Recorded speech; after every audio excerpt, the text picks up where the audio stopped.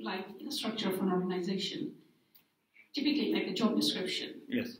How do I myself try to understand what's my job description? I mean, we cherry pick, like you say, generally we do sadaqah, we do this contribution, we help out, whatever. How do I know to play to my strengths, and that is what Imam wants? Exactly. Inshallah, we will talk about this, but briefly, to know what Imam wants from you at this particular time, yeah, not just generally, because there are things that Imam wants generally, yeah. Say your prayer, be kind to your parents, be a helpful person, pay your homes, Hajj. These are general, yes. This is things that even Shia 400 years ago, 1,000 years ago knew. So this doesn't show that we have Imam of our age. What we need is to know right now, or at least this year. If I don't know this day, at least this year, what I have to do for Imam Mahdi this year. Okay? At least. Of course, I think every moment you should know, but at least we say every year. In order to understand this, you need to know few things. First, you need to know Imam very well. Imam Mahdi is like the 14th volume of an encyclopedia. 13 volumes are published, and the last one is the summary of those 13. If you know those 13, then you know what is in 14. Especially the first one, because there is a special relation between Imam Mahdi and Rasulullah. Among all Ma'sumin, Imam Mahdi is very similar to Rasulullah. And Rasulullah says, Ismuhu ismi, kunyatuhu kunyati, khulquhu khulqi. His character is very much like Rasulullah. And he is also rahmatun lil alamin, like Rasulullah, as we have in Hadith al-Law. In Hadith al-Law, in which names of all 12 Imams are mentioned, Allah says, after Imam Askari, he says, Ukmilu. I am going to complete this with Ibnihi, and then he says Rahmatan lil Alamin. So after Imam Askari, this is going to finish, to be completed with Ibnihi, son of Imam Askari, who is Rahmatan lil Alamin. So Imam Mahdi is a summary of 13 volumes, but especially the first one. It's a big zulm. People think Imam Mahdi is not very kind, or no, he's very extra kind. But like Rasulullah sometimes had to go to war. But he was rahmatun lil alamin, he was suffering. He was not enjoying going to war. It was the most terrible experience for Rasulullah to go to war. Okay? Imagine, if you want to understand the experience of Rasulullah, imagine if one of your children wants to burn the house and kill everyone in the home. What do you do? It's your child, you don't want to hurt him, but you have to stop him, and maybe then if he has gone or whatever, you have to fight him. But it's your child, you love him, but just to protect. So, to know Imam Mahdi, you have to know the other 13 volumes. Unfortunately, among these 13 volumes, there are volumes that we have not yet opened.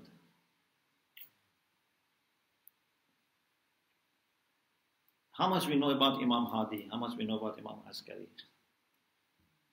Some of them we have just turned pages.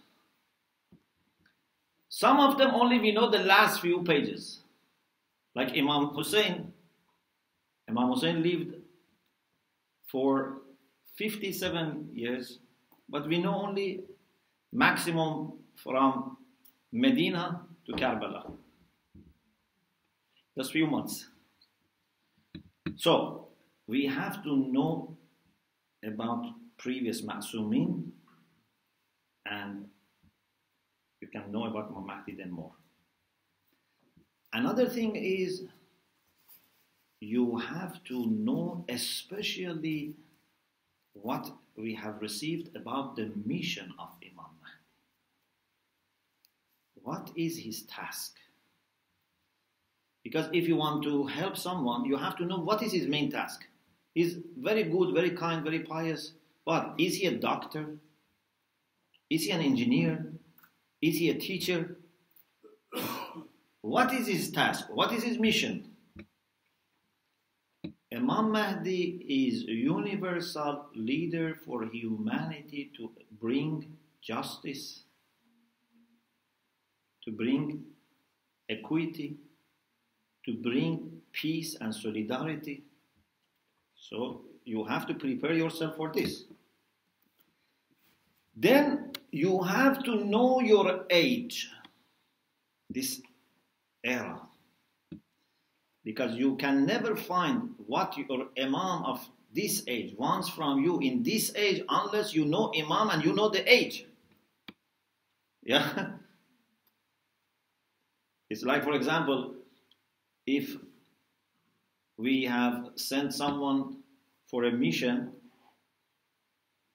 during the First World War or during the Second World War or between them, doesn't this make difference? If someone lives during the First World War and doesn't know that there is war, so he cannot fulfill his responsibility. So we should know this age very well. But unfortunately, we only know our age and our era very little. Sometimes we have either too positive view or too negative view. There are so many things that we have to consider so that we can have a fair and balanced understanding. Inshallah, we'll talk about it. Another thing that you need to know who are with Imam. معرفتكم ومعرفة أوليائكم. Knowing Imam without knowing his community is impossible. You can know a head teacher if you know the other teachers and the students. You can know father of family if you know the family. It's impossible to know what Imam Mahdi wants from you today without knowing your associates, your brothers and sisters who have the same relation with him. And this includes people في مشارق الأرض ومغاربها برها وبحرها. You should know about them. And also enemies. You should know who are the enemies of Imam, who are the troublemakers, who are the people who make challenges. So there are many things we have to know. But alhamdulillah, because we have ulama, we have maraja, we have leaders, so they save us from some of this task. But it's not enough. Because to even follow maraja needs understanding, needs wisdom, needs commitment, determination. People may take us away from maraja, or we may just benefit from maraja to a limited extent. So, inshallah, we will talk about these issues because these are very, very important issues, and our plan is, if Allah gives us tawfiq, we discuss it. If not now, at least another time we have to find, inshallah, some time to discuss. Assalamu alaikum, Sheikh. Alaikum assalam. My question is around just having a leader present. Yes. If you look at the prophets, I think it's fair to say that all prophets in history have always propagated Tawheed. So with regards to our 12th Imam not being present... He's present. That answers my question. So I guess maybe we can't see him then. We are not present. Just put me on my register. You know, like a teacher who is in the class and students are absent-minded. He says, I am here, but they are absent-minded. They are thinking about something else. We are like those students who are absent-minded. Thank you, Sheikh. I guess I'm just trying to reconcile. I feel from even with those prophets, Yes. who've been propagating Tawheed, it was so hard for the people around him and them to be able to convince them of a greater Allah. So us being so far from the revelations, so far from the Prophet and the Prophet Imam when he was last seen, generations have gone. It feels like, in thinking of Chinese whispers, how far things go down generations and they get diluted over time. Why? Are there some reasons why Allah chose for us probably to have the most challenging time without being able to, I guess, be present to see our Imam, and also be able to connect with Allah might make it even more difficult? If that made any sense.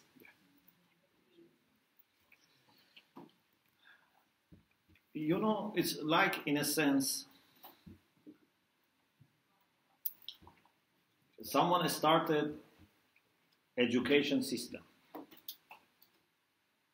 It started from nursery. Then for a few generations was just nursery. Then they had primary school. For a few generations, only nursery and primary. Then reached university. There are people who are born when they have reached the level of university. You can say they are not as lucky as the people who were when primary school was available or nursery was available. They were lucky because they didn't have big exams, they didn't have long hours. But in another sense, you can say you are lucky because you have come when we have reached PhD. In Akhirul Zaman, in this time, we are dealing with mu'mineen who are at the highest level of understanding. Whether you take it as a fortune or misfortune, I think it's fortune. Imam Sajjad alayhi salam said,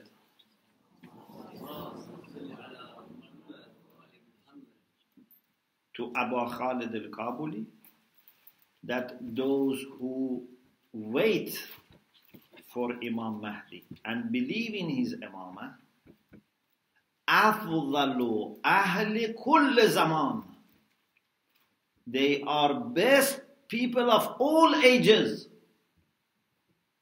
Why? Because Allah subhanahu wa ta'ala آتاهم من العقول والأفهام والمعرفة ما صارت به الغيبة عندهم بمنزلة المشاهدة. Because they have so much of understanding and intelligence and knowledge that for them, having Imam or having no Imam directly standing on their head doesn't make difference. So you have reached a level that education is offered in the maximum level, but even sometimes teacher feels that he can go and just give you the notes and you do your own research and study. So if someone in this time knows Imam and acts for Imam, is much, much more valuable than someone who was in Kufa listening to Imam Ali on Member and still either did not understand what Imam wants, or even if they understood, they didn't do it. Much better than someone who was with Imam Hassan and did not help him. Even if they helped him, Imam was there. I'm talking generally, I'm not saying exception. There are people there that we can never think of becoming like them. But generally speaking, true mu'mineen of this time, أفضل أهل كل زمان. So this is a great bashara, and inshallah, we try to be one of them. Inshallah. We'll take one last question from the ladies, but before we do so, there is a car that needs to be urgently removed from the car park. The number plate is FP56OEG. FP56OEG. Please remove it as soon as you can. Question from the ladies. Close up.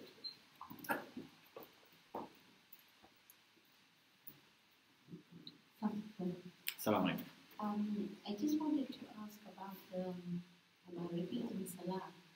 What if, like, for example, I prayed salah and I did not focus, and I feel that today I didn't pray properly, and I want to pray again, just to focus and try and make the salah better? It's okay, but it shouldn't become a habit. Yeah. But Yeah, so if you didn't have focus, do nawafil for that salat. Because hadith says, if you don't have presence of heart in salat, nawafil would compensate. For example, if in salat az-zuhr you didn't have presence, do nawafil of zuhr. Even afterwards, you can do it, with qaza, niyyah of qaza, you can do qaza for nawafil. So,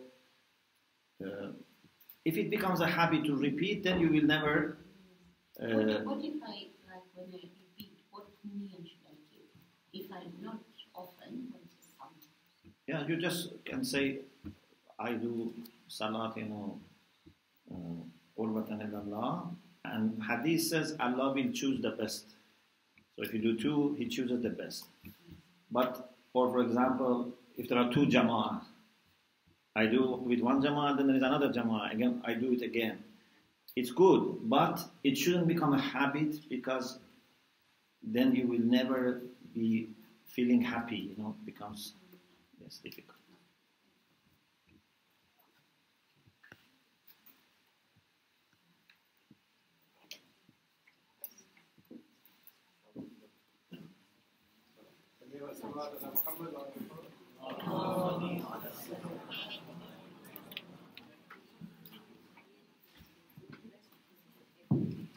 So next week we won't have any class, so unfortunately we will not be able to meet our teacher.